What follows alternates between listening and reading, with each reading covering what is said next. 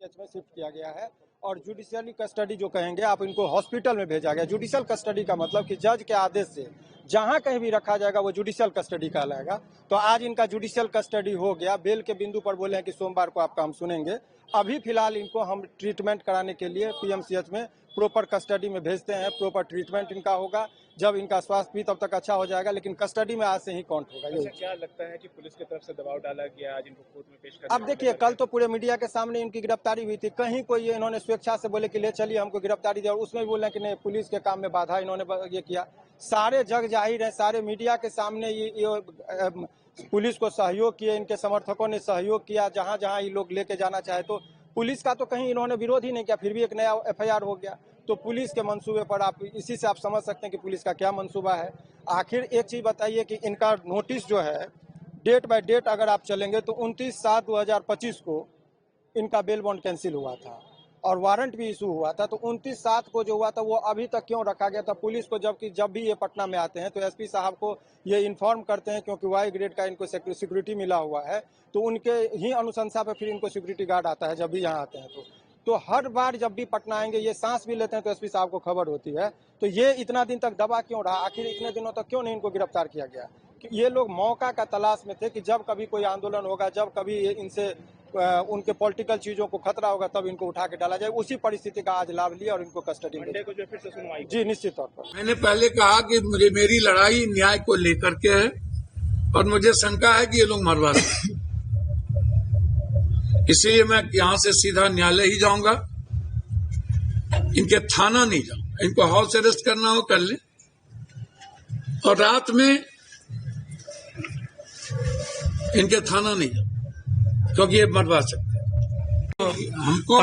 Sir, police आपके आवाज पर आया? समझ में नहीं आया भैया। हमको पटना आए, कोर्ट कल हमको बुलाई तो हम पटना आ गए। हाउस आज खत्म हुआ।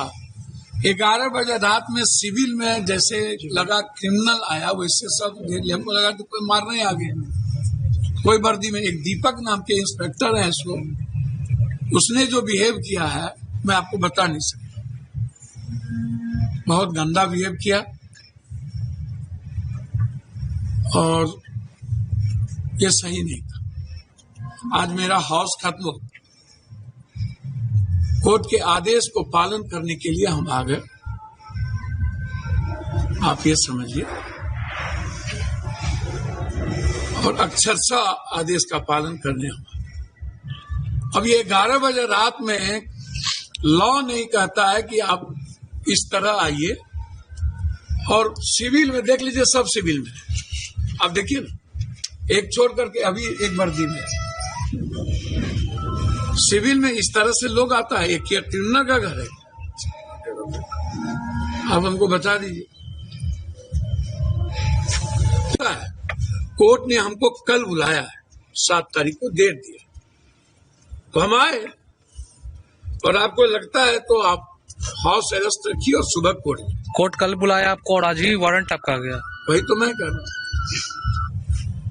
याद कीजिए, जब कोरोना हुआ था तो किस तरह का बिहेव किया गया था, और जब बेटी के सवाल पर यह इनको बहुत प्रॉब्लम हुआ, और सबसे ज्यादा प्रॉब्लम इनको पप्पू यादव से ही हो गया। तो अब पप्पू यादव इनसे डरे,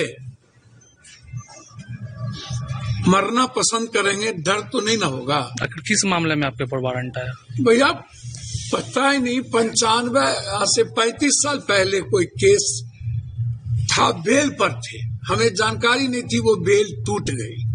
बस यदि मेरे मन में थोड़ी भी होती तो हम अभी जस्ट आए और सदन चल रहा है, लोकसभा चल रहा है। यदि वारंट आपके यहाँ पहले से था तो आप दिल्ली में आके हमको अरेस्ट कर लेते, दिन में आप हमको नोट भेज देते, तो आपने वो तो किया नहीं। इतने बहादुर पुलिस हैं आप कि आपको पप्पू यादव ही नजर आया।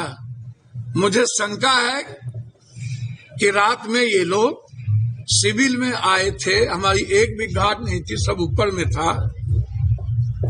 ये लोग गोली भी चला सकते थे, और मुझे शंका है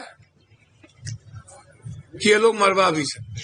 अब क्या